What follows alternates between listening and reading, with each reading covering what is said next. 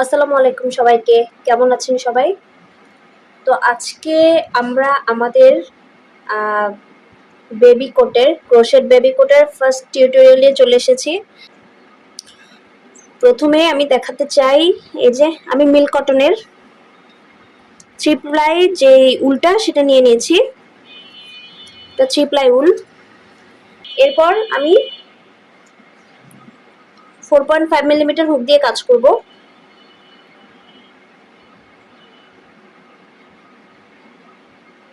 4.5 millimetre, আপনারা চাইলে কিন্তু 4 মিলিমিটার হুক দিয়েও কাজ করতে পারেন। থাকছে হচ্ছে আমাদের মেজারমেন্ট টেপ, এটা অবশ্যই লাগবে, কারণ আমরা যেহেতু বেবি সাইজ নিয়ে আমরা কাজ করছি, আমরা অবশ্যই মেপে মেপে কাজ করব। কোন অংশের মাপ কত সেটা অলরেডি আমি মেজারমেন্ট ভিডিওতে শেয়ার করে দিয়েছি 3 to 4 ইয়ার্স বেবির জন্য। আর আপনারা এই অনুযায়ী আপনারা আপনাদের বেবির সাইজ অনুযায়ী আপনারা কাজ করে নিতে পারবেন। আমি এখানে যেভাবে দেখিয়েছি জাস্ট এভাবে মাপগুলো নিয়ে নেবেন, তাহলেই হবে। এছাড়াও থাকছে আমাদের একটা সিজার। চলুন তাহলে এখন আমরা কাজ শুরু করি। আচ্ছা, প্রথমে আমরা শুরু করে দেব চেইন দিয়ে। আমাদের প্রথম যে বেস চেইন আমরা নেব সেটা হচ্ছে 38 সেন্টিমিটার। এখন অনেকের মনেই প্রশ্ন আসতে পারে, 3 থেকে 4 বছর বেবির নেক তো 26 থেকে 27 সেন্টিমিটার, তাহলে স্টার্টিং চেইন 38 সেন্টিমিটার কিভাবে হয়? এখানে আমরা স্টার্টিং চেইন 38 সেন্টিমিটার নিয়েছি, কারণ আমরা এখানে নেক ফিট বানাচ্ছি না, আমরা বানাচ্ছি ইয়ক বেস। ইয়ক বেস একটু বড় নেওয়া হয় যাতে বুকের জায়গায় আরাম থাকে, হাত নাড়াচাড়া করতে অসুবিধা না হয়, কোট সুন্দরভাবে বসে। তাই স্টার্টিং চেইন আমরা নিচ্ছি প্রায় 38 সেন্টিমিটার। এখন আসি চেইন সংখ্যায়। মোট 62টা chain equal to 38 centimetre. Total এখানে আমি বেস চেন নিয়েছি 62, 62টা চেন নেওয়ার পরে আমার এখানে 38 সেন্টিমিটার হয়েছে।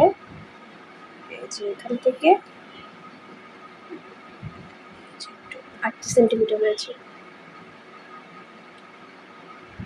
এবার আমি বাটন হোল নিব 6টা, এদিকে 3টা এদিকে 3টা, টোটাল 6টা নিব আমি বাটন হোল।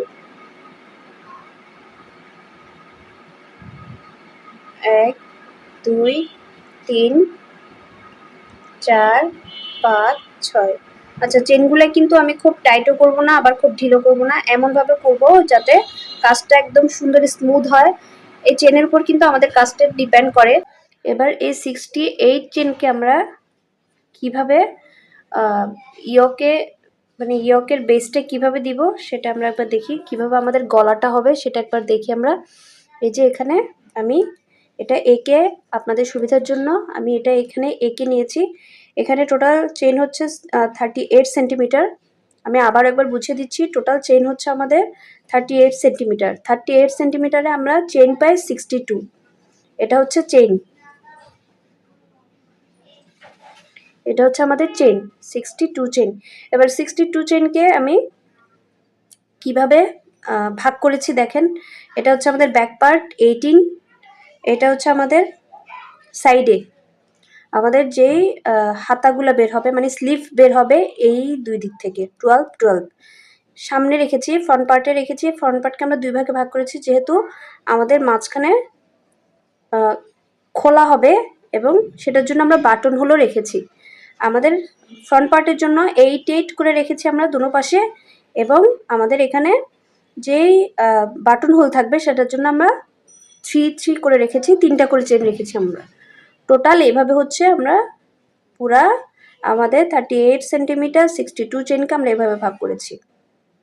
এবার এখানে প্রথমে আমরা আমাদের চেনটাকে আমরা প্রথমে কি করব, 8 3 8 3 আমাদের 11টা চেইনে আমরা সিঙ্গেল ক্রোশে করে নিব। প্রথমে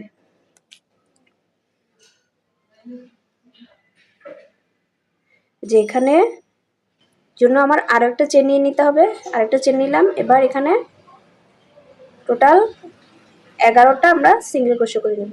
1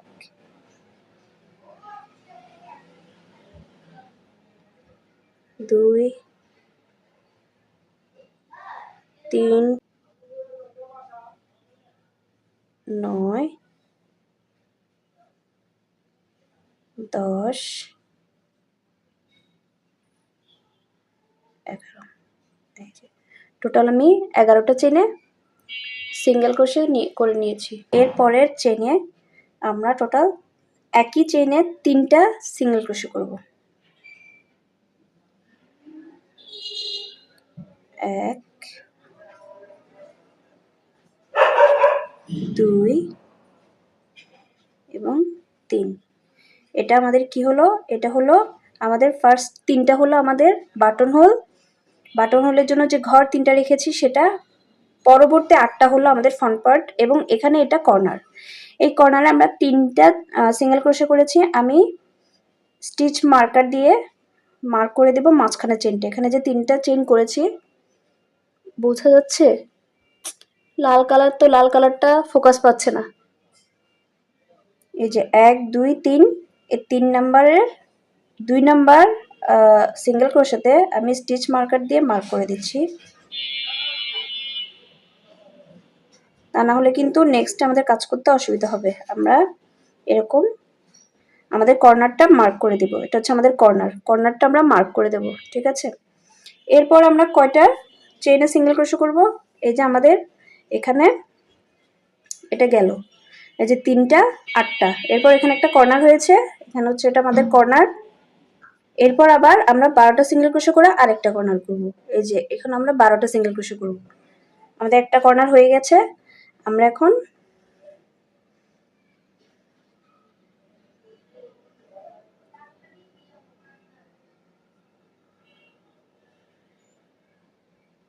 এক 2 3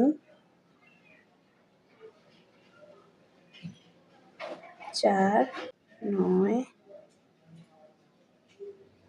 10 11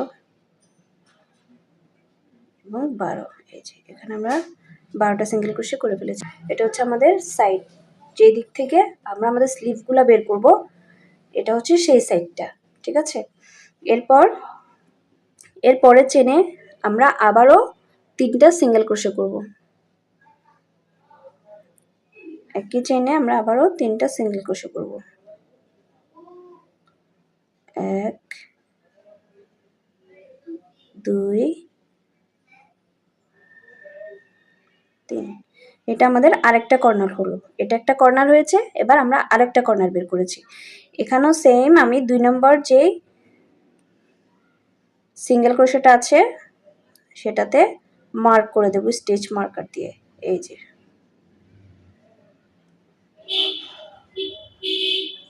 মার্ক করে দিয়েছি। এরপরে এটা গেল আমাদের কর্নার। এরপর আমরা ব্যাক পার্টে যাব। ব্যাক পার্টটা আমাদের আছে এই যে 18টা সিঙ্গেল ক্রোশে। এরপরে 18টা সিঙ্গেল ক্রোশে করার পর এখানে আবার একটা কর্নার করব আমরা। এখানে আবার 12টা আমাদের যে স্লিপ বের হবে, আমাদের কাঁধের 12টা সিঙ্গেল ক্রোশে করে আবার একটা কর্নার। আবার এখানে 8টা সিঙ্গেল ক্রোশে প্লাস হচ্ছে এটার সাথে আরও 3টা আমাদের বাটন হোল অ্যাড হবে। ঠিক আছে? এই আবার 11টা। ঠিক আছে? এটা আমরা করে দেখাচ্ছি। এখন করব হচ্ছে আমরা 18টা সিঙ্গেল ক্রোশে।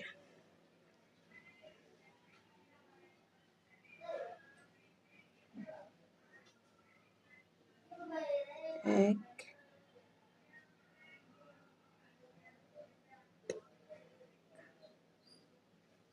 2 3 15 16 17।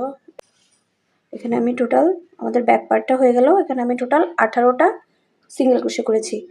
এই সিঙ্গেল ক্রোশেগুলো খুব টাইট বা খুব ঢিলভাবে করবেন না, এগুলোও এমনভাবে করবেন যাতে করে আমাদের নেক্সটে কাজটা সুন্দর হয়। এবার আমরা আবার একটা কর্নার করব। 18টা সিঙ্গেল ক্রোশে করার পর এখানে হচ্ছে আমাদের নেক্সট কর্নার। এখানে আমরা একই চেইনে 3টা সিঙ্গেল ক্রোশে করব আগের মতো করে। খুব আলতো হাতে কাজ করার চেষ্টা করছি আমি যাতে করে কাজটা সুন্দর হয়। এরপর এখানে আমি আবার একটা স্টিচ মার্কার দিয়ে মার্ক করে দেব। এই যে 1 2 3, এই যে এখানে একটা মার্ক করে দেব। এই যে তারপর আমি আবার আগের মতো এই কর্নারের পর আবার 12টা সিঙ্গেল ক্রোশে করে নেব। 12টা চেইনে আমি সিঙ্গেল ক্রোশে করব।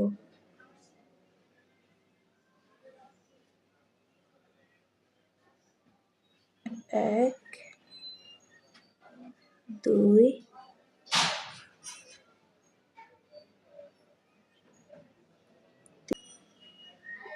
11 এই যে 12। আমাদের এখন 2টা কাঁধ হয়ে গেল। এটা একটা হয়েছে, এটা একটা হয়েছে। এবার আবার ফ্রন্ট করব আমরা। ফ্রন্ট এখানে একটা কর্নার হবে।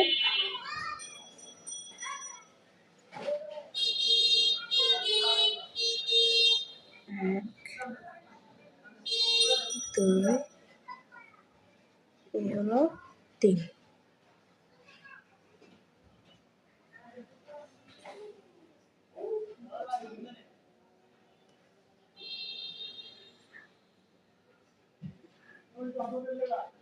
এরপর আমাদের বাকি থাকে আরো 11টা চেইন।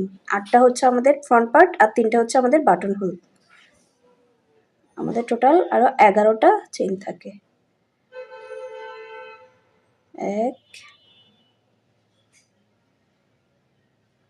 2 3 4 5 6 7 8 9 10 এই হচ্ছে 11। এই যে হয়ে গেল আমাদের।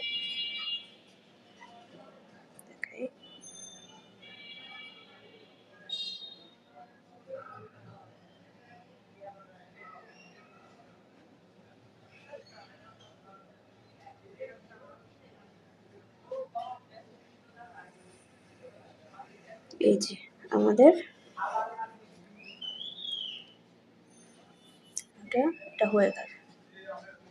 প্রথমে আমরা এখানে 11টা সিঙ্গেল ক্রোশে করেছি। 11টা কেন? 3টা হচ্ছে আমাদের বাটন হোল, 8টা হচ্ছে আমাদের ফ্রন্ট পার্ট।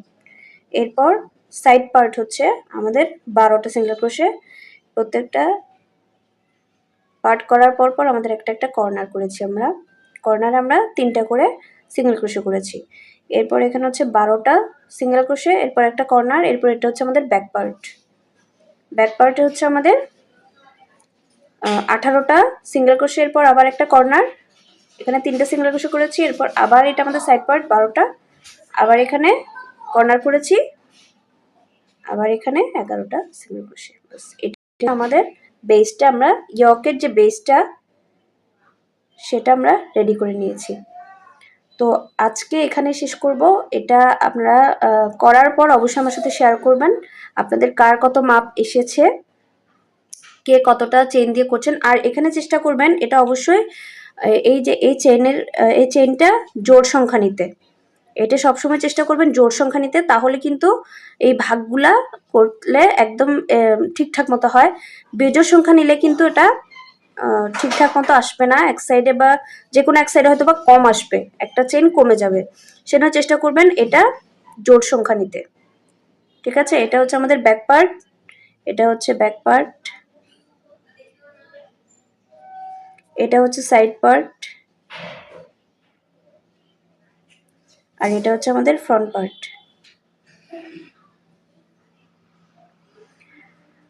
তো আমি চেষ্টা করেছি বোঝানোর জন্য। যারা বুঝতে পেরেছেন তো পেরেছেন, আর যারা পারেননি তারা অবশ্যই আমার সাথে শেয়ার করবেন। আমি চেষ্টা করব কোনো কনফিউশন থাকলে সেটা দূর করে দেওয়ার জন্য। আর এভাবে এঁকে করার চেষ্টা করবেন, তাহলে ভুল হওয়ার সম্ভাবনা কম থাকবে। ঠিক আছে, আজকে তাহলে এতটুকুই। আজকে এখানে শেষ করছি। আপনারা আমার সাথে যারা শুরু করেছেন তারা এতটুকু করে ওয়েট করেন, নেক্সট ভিডিওতে আমরা এটা কিভাবে ইনক্রিজ করব সেটা আপনাদেরকে দেখাবো। এটা তো এখানে আটকে থাকবে না, এটা আমাদের ইনক্রিজ হয়ে আমাদের ইয়ক পার্টটা, ইয়ক যে ডেপথটা, এই যে 16 সেন্টিমিটার নিয়েছি, এটা পর্যন্ত আমরা এটা কাজ করতে হবে, তারপর এটা বাড়বে। ঠিক আছে, তাহলে আজকে এখানেই শেষ করছি। সবাই অনেক বেশি ভালো থাকবেন, আমার জন্য দোয়া করবেন। আল্লাহ হাফেজ, আসসালামু আলাইকুম।